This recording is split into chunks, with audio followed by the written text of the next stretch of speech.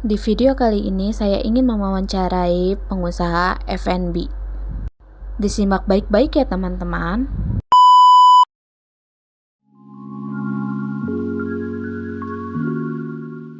Ketika saya menyatakan Wisnu Hartono, teman-teman banyak memanggil saya Ucil karena saya aktif di bidang skateboard dulunya. Di sini saya sebagai owner 5758 Mas Ucil, Mie Ayam CK dan Bakso Urat yang kebetulan ada di Sagan Timur nomor 3. Sosmednya IG-nya ada @5758 Mas Ucil. Jadi bisa follow langsung di sana. Kalau pengen tahu lebih detail profil 5758 Mas Ucil tentang Mie Ayam CK dan Bakso Urat, bisa follow di situ. 5758 Mas Ucil yang jelas bergerak di kuliner. Kita fokus di mie ayam dan bakso gitu. Hal yang spesial yang ada di 5758 Mas Ucil, orang kalau kesini biasanya pesan dengan bakso tetelan karena di sini tetelannya cukup banyak gitu, dan porsinya juga cukup lumayan besar. Dan untuk mie ayam sendiri kita tipikal mie ayam yang tidak terlalu manis, jadi gurih. Itu yang menjadi ciri khas di warung kami begitu. Kalau saya secara pribadi taste-nya tidak terlalu suka manis, karena ketika manis lebih cenderung ke enek gitu. Jadi mungkin bagi teman-teman yang lain yang tidak terlalu suka manis, mungkin bisa menjadi alternatif lain gitu, mie ayam di sini gitu.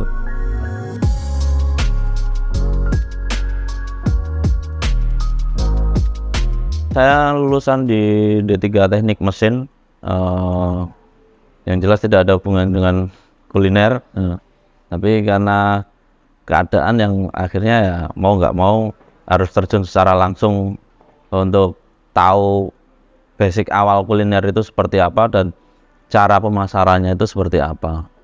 Jadi secara ijazah itu hanya sekedar selembar kertas, tapi untuk proses di kehidupan nyata lebih berbeda dengan ijazah gitu. Cuman itu menjadi bekal karena di dalam kuliner pun juga ada alat-alat atau mesin yang digunakan untuk mengolah gitu. Jadi sedikit banyak ketika mesin trouble saya bisa menghandle gitu, tidak perlu diserviskan ke luar tapi kita bisa handle sendiri begitu. 5758 itu kalau dijawakan itu maju mapan, jadi maju mapan, bukan baca angkanya tapi hurufnya maju mapan. Jadi doa yang ada di situ adalah ketika membangun usaha ini biar usaha ini maju dan mapan gitu. Kalau Mas Ucil saya ambil dari panggilan-panggilan teman-teman terhadap saya supaya match aja sih. Jadi orang itu kalau, karena memang yang menggunakan 5758 kan banyak, cuman kan kalau yang pakai 5758 Mas Ucil ya cuman saya kan gitu.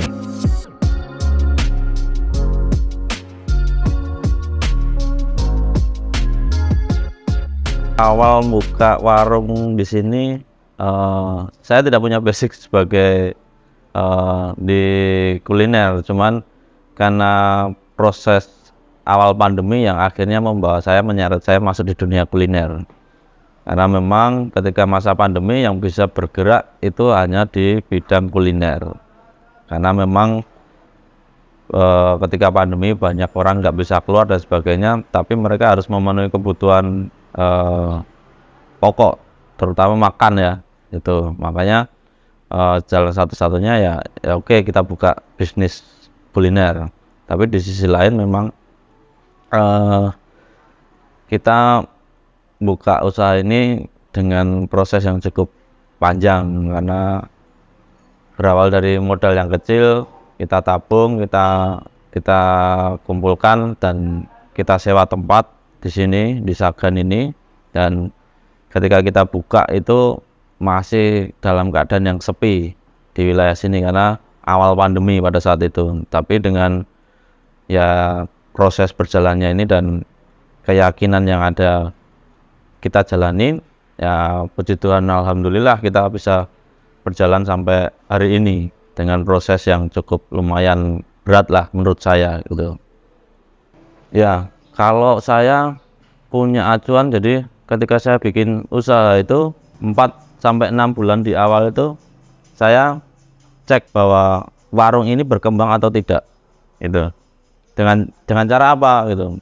Satu, kalau 4-6 bulan itu posisinya yang datang ke situ masih circle-nya sama, berarti kita tidak berkembang. Tapi ketika sudah lepas dari 4 bulan, circle-nya itu berubah dan ganti orang yang datang ke sini, itu berarti kita berkembang. Tapi kalau masih sama orang yang sama, berarti ya segmennya kita cuma itu saja. Tapi ketika ada orang lain yang masuk dengan orang yang berbeda, dan itu bergantian terus, dan itu nanti berulang lagi, orang itu yang pertamanya hari ini ke sini, nanti selang berapa minggu ke sini, berarti memang dia cocok dengan makanan yang ada di sini. Dan itu yang akhirnya membuat saya, oh berarti warung ini berkembang. Tapi di sisi lain memang ketika saya menyatakan terjun langsung di bisnis kuliner ini, prinsip saya kalau bahasa Jawa itu mati apa mukti gitu. Bahasa Jawa mati apa mukti itu antara berhasil atau gagal. Cuma ada 2 pilihan itu. Cuman posisinya pada saat itu kontrak sudah dibayar, proses renov sudah berlangsung, begitu mau dibuka pandemi datang. Di situ ngolah pikiran yang ada, mau dibuka atau nunggu sampai pandemi reda. Pandemi tidak bisa ada yang tahu kapan berakhirnya, tapi ketika kita buka, kita punya 2 pilihan, laku atau tidak laku, kan gitu. Nah, ketika kita laku ya bersyukur ada yang suka dengan makanan kita. Ketika tidak laku ya kemungkinan besar akan gulung tikar.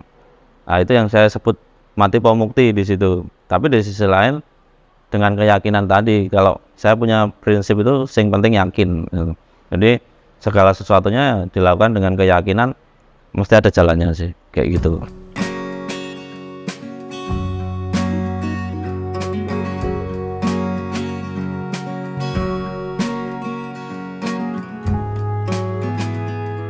Pada saat itu dalam masa pandemi kita menggunakan pertemanan, jaringan pertemanan yang kebetulan basic saya itu kan di dunia skateboard.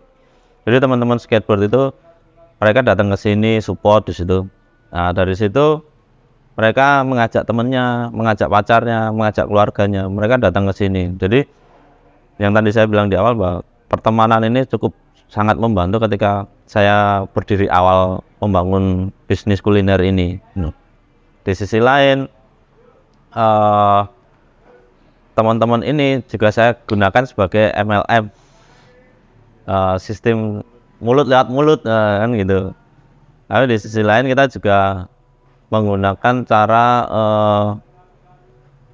pakai sekedar himbauan ke orang-orang di sekitar atau mahasiswa dulu dengan promo gitu. Jadi ada promo mahasiswa pelajar, itu pada saat itu yang kita lakukan. Jadi dengan keadaan yang dulu kita mengatur strategi gimana seorang mahasiswa yang budgetnya minim tapi masih bisa merasakan makanan yang enak kan gitu.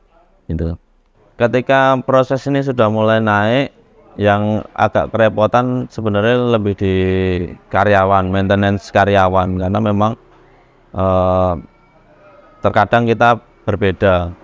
Kita sebagai pemilik niatnya tuh pengennya push terus, tapi karyawan itu kan dia maunya libur dan sebagainya. Nah, itu yang pengaturan itu yang sampai saat ini saya masih belajar, karena memang pada prinsipnya saya tidak mau membedakan antara karyawan dan bos, tapi gimana caranya di sini kita cari usaha atau cari rezeki bersama, kita nikmati bersama walaupun posisinya berbeda kan gitu. Jadi saya nggak mau membedakan mereka gitu. Saya tetap anggap mereka ya sebagai saudara, bukan sebagai karyawan. Jadi tetap saya manusiakan sebagai manusia, bukan sebagai pekerja yang push terus karena merasa bahwa saya sudah bayar ya kamu harus ngikutin. Enggak. Nah, dari situ kan kita bisa ketika turun mereka pun juga akan merasa kok ini turun, pasti mereka juga akan mendoakan kita. Jadi dari doa itu yang membuat kita menjadi kuat lah gitu. Karena saya yakin kalau nggak ada campur tangan Tuhan ya dari dulu udah hancur, karena dengan kondisi pandemi pada saat itu memang sangat kesulitan gitu. Kedepannya kita punya keinginan pasti buka cabang, cuman pada saat ini yang kita fokuskan gimana caranya yang ada di Sagan ini bisa benar-benar orang tuh mengenal. Kalau mau makan mie ayam, mau makan bakso, ya ke 5758 Mas Ucil kan gitu. Jadi di bawah alam sadarnya tuh sudah terpikir kalau mau makan mie ayam di mana? Oh, 5758 Mas Ucil. Mau makan bakso di mana? 5758 Mas Ucil. Jadi begitu nanti saya buka cabang dimanapun, orang itu sudah langsung kepikiran, oh tinggal milih mau makan di cabang yang mana kan gitu. Jadi enak. Tapi kalau masih saat ini hanya sekedar langsung bikin cabang-cabang, nanti akan kerepotan karena belum tentu orang yang makan di sini tahu di sana itu cabangnya gitu. Jadi mending push dulu di sini, orang punya mindset bahwa kalau mau makan mie ayam sama bakso itu ya di 5758 Mas Ucil.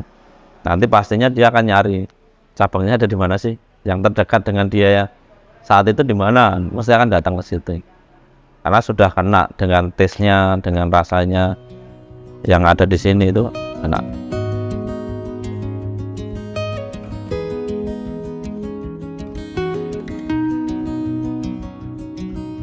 Perlu, karena ketika kita punya pembeda, orang itu langsung kena. Jadi oh di sana itu misalnya contoh di sini, ketika makan di 5758 Mas Ucil ini, ketika makan mie ayam ceker pasti tahu, begitu lihat cekernya gede banget. Kalau sampai ada orang yang bilang, wah Mas cekernya kayak ceker tirek. Jadi karena memang cekernya memang gede gitu. Bahkan ada mbak-mbak yang takut melihat cekernya karena saking gedenya itu. Cuman ya kita harus punya pembeda supaya kalau kita sama, kita nanti nggak ada pembandingnya dengan yang lainnya. Jadi konsumen itu pasti kan akan melihat, rasanya sama ya ngapain harus ke sana. Tapi kalau ada pembeda, wah di sana beda loh. Cekernya gede, rasanya rempahnya kuat. Terus misalnya makan bakso, tetelannya banyak, terus itu menjadi pembeda. Tapi kalau sama, antara sini dan sini, sama, ngapain harus capek-capek ke sana kan gitu. Makanya perlu pembeda itu memang perlu, walaupun memang itu akhirnya menjadi memilah marketnya kita, karena memang market itu kan dengan sendirinya akan menyesuaikan dengan kita, bukan kita akhirnya menyesuaikan market gitu. Karena kalau kita menyesuaikan market, jatuhnya nanti kita sama dengan yang lainnya. Tapi kalau kita punya case sendiri, market nanti yang menyesuaikan kita. Bahasanya seperti itu sih. Jadi kita bagi 3 porsi untuk mie ayam, ada setengah, normal, sama jumbo. Kenapa kita bagi 3 porsi itu? Mengingat di map wilayah sini itu rata-rata banyak pekerja. Jadi jam makan siang itu mereka ketika makan itu tidak mencari yang porsi banyak, karena ketika pekerja itu makan dengan porsi banyak, nanti masuk di kerja itu sudah lemes, ngantuk gitu. Jadi rata-rata mereka itu makan itu hanya untuk sekedar mengisi perut, mengenyangkan perut, untuk nantinya bekerja lagi, bukan untuk sampai wah kenyang banget gitu. Karena memang bagi mahasiswa pasti akan melihat porsinya jumbo, karena memang gimana caranya ketika makan banyak saya bisa bertahan sampai nanti malam misalnya.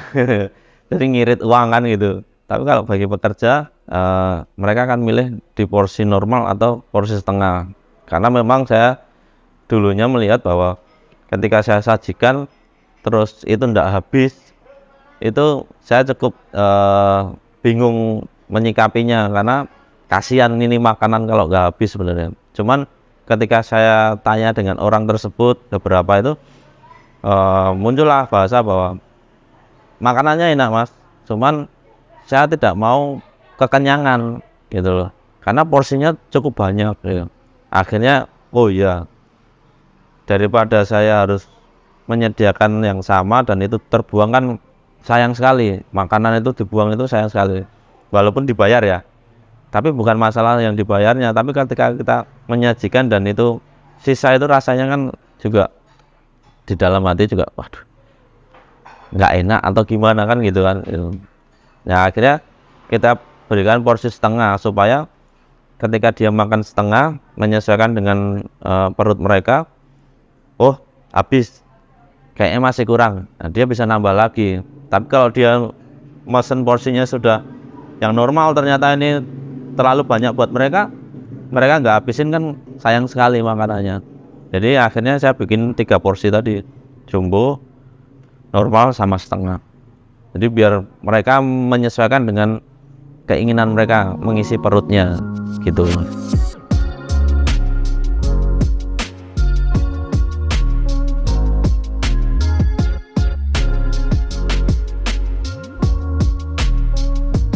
Pencapaian terbesar saya adalah ketika membuka usaha ini bisa menghidupin keluarga saya, walaupun itu masih jauh ya. Maksudnya ketika kita menggantungkan hal yang tertinggi di dalam warung ini kan nggak akan ada habisnya, tapi dengan dari usaha ini bisa menghidupin keluarga saya itu saya sudah sangat-sangat bersyukur sekali. Karena memang ya dari saya nyebrang dari teknik pindah ke sini itu ya memang prosesnya cukup panjang dan nggak nyangka juga sih sampai bisa seperti ini. Jadi makanya saya akhirnya bersyukur ya, karena memang setiap dari proses ini saya nikmatin gitu. Karena kalau kita bersyukur enak juga sih. Jadi di saat kita omsetnya misalnya turun, ya sudah kita nikmati. Nanti naik itu, oh ya sudah kita nikmati juga gitu.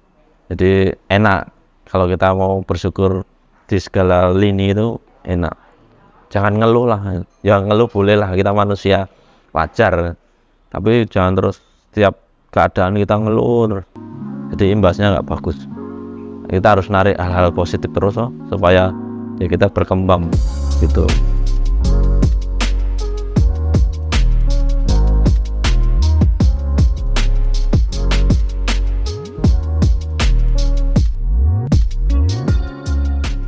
Pesan saya buat teman-teman muda, saya pun juga masih muda sih sebenarnya. Intinya gini, ketika kita membuka usaha, yang pertama kita harus suka dulu dan cinta sama usaha itu, supaya ketika itu usaha itu naik maupun turun, kita tetap senang menjalaninya. Jangan sampai ketika posisi turun di bawah kita menjadi nggak suka, ketika posisi di atas wah kita merasa wah ini jodoh saya nih usaha ini. Enggak, karena memang usaha itu naik turun harus konsisten. Makanya harus suka dulu nih sama usaha yang digelutin supaya tidak cepat bosen, karena memang naik turunnya usaha itu cukup bisa diprediksi sebenarnya, tinggal kitanya mau nggak belajar di situ. Jadi sukai usaha itu, terus giat untuk mengembangkan usahanya. Yang ketiga harus tetap rendah hati, karena memang ketika kita buka usaha kita itu sebagai pelayan sebenarnya, karena kita bahasa customer adalah raja ya, memang betul. Karena memang kita harus gimana caranya nyervis pelanggan itu supaya mereka tetap merasa nyaman ketika datang di usaha kalian, supaya dia pun akan nanti ketemu dengan yang lainnya juga akan mempromosikan usaha kalian. Jadi salah satunya itu sih. Mungkin itu aja sih pesan saya untuk teman-teman yang mau membuka usaha, dan tidak perlu takut, karena takutan itu kan sebelum kita memulai. Begitu kita memulai kita akan tahu kekurangan kita ada di mana dan kita bisa menanggulangi. Tapi kalau kita tidak mencobanya, kita nggak akan tahu mau prosesnya mau gimana, seperti itu. Ya, jangan takut, harus melangkah walaupun itu tidak sesuai dengan passionnya kita, tapi kita suka, jalanin aja itu. Yang penting yakin, gas terus.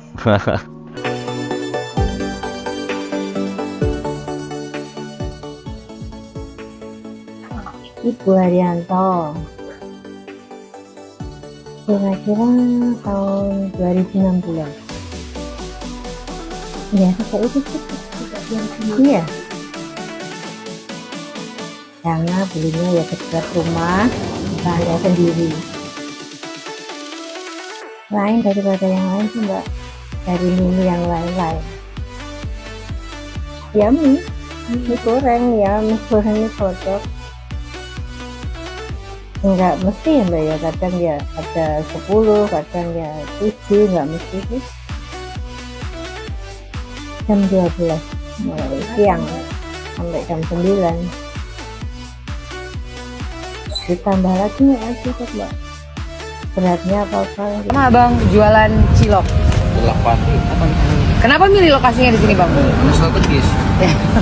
Strategisnya karena Kampus, kantor, sekolah, taman, Abang jualan online nggak sih, Bang? online ada. Paling saat Dua ini. di medsos udah ya media sosial lah, macam di Facebook untuk informasi. Oh, Abang jualan di situ. Nah, Oh, gitu. paling ngasih tahu lokasi ya yang mau tahu. Oh, gitu.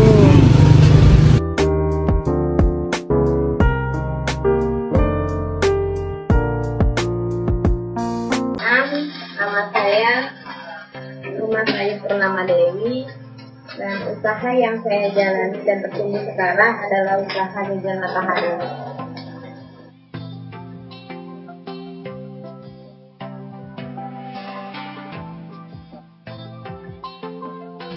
Karena usaha yang sebelumnya saya tekuni adalah keripik dari ubi talas.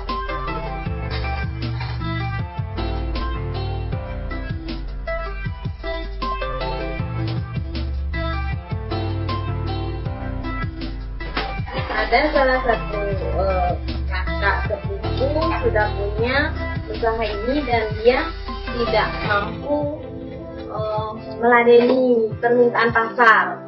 Jadinya saya coba ikut dan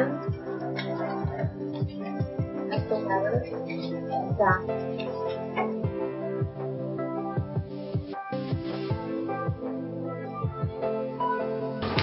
Ide itu berasal dari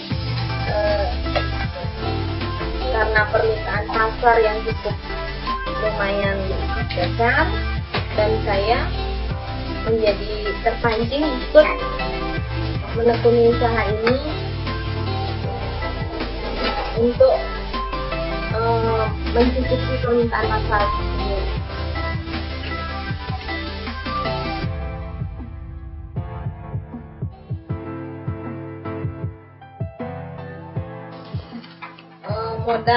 Modal usaha saya mengajukan kredit di koperasi Amerta, dan itu yang sangat membantu untuk menjalankan usaha ini.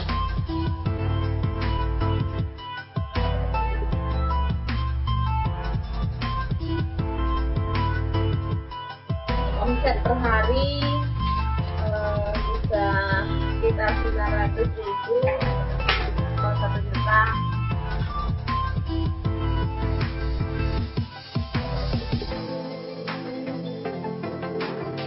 Untuk bahan baku itu saya dapatkan di koperasi, kebetulan koperasi Amerta kan koperasi serba usaha. Di sana saya dapatkan semua bahan baku yang saya perlukan.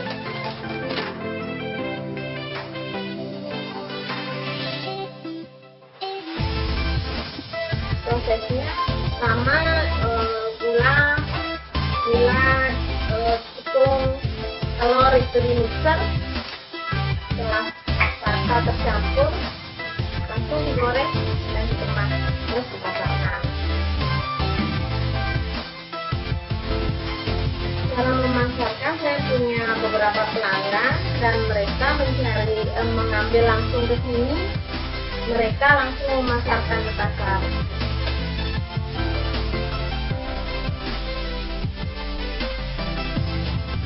Kendala yang kami alami menekuni usaha ini kurangnya karyawan. Kami terbatas di karyawan. Maka dari itu sering kami menolak pesanan karena kami rasa kami tidak mampu.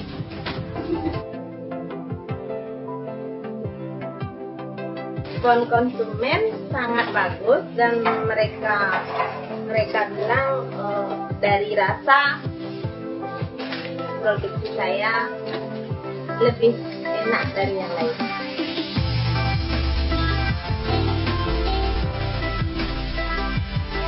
Harapan saya semoga peminat dari Jajan Matahari ini tetap eksis.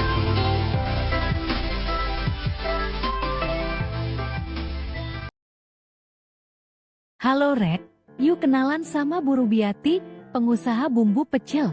Boleh diceritakan nggak sih bentuk jenis usaha yang Ibu lakoni sekarang ini? Saya jualan bumbu pecel ini. Oh, bumbu pecel. Iya. Oh, iya. Tapi saya nggak suka soalnya ini Pak. Saya open PO hari Senin sama Kamis. Jadi selalu dapat fresh. Oh, iya. Biar nggak ini ya, nggak Nggak busuk. suka soal ini. Pak. Oh, iya, Di balik. luar ruangan, di tempat biasa bisa 2 minggu. 2 minggu? Kalau 2 minggu lebih lah. Kalau di kulkas lama bisa 2 atau 3 bulan. Saya belanja ini di pasar, bahan-bahannya. Terus saya buat di rumah, kemas juga di rumah.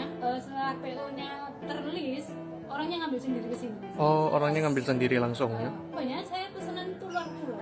Oh, luar pulau. Berarti bisa ngirim juga berarti? Lewat JNE biasanya orang mintanya. Seminggu sebelumnya kalau luar pulau itu. Kalau biasanya saya list 1 minggu sebelumnya. Oh, 1 minggu sebelumnya. Kalau daerah sini, Senin sama Kamis pasti saya buat. Oh, iya. Oke.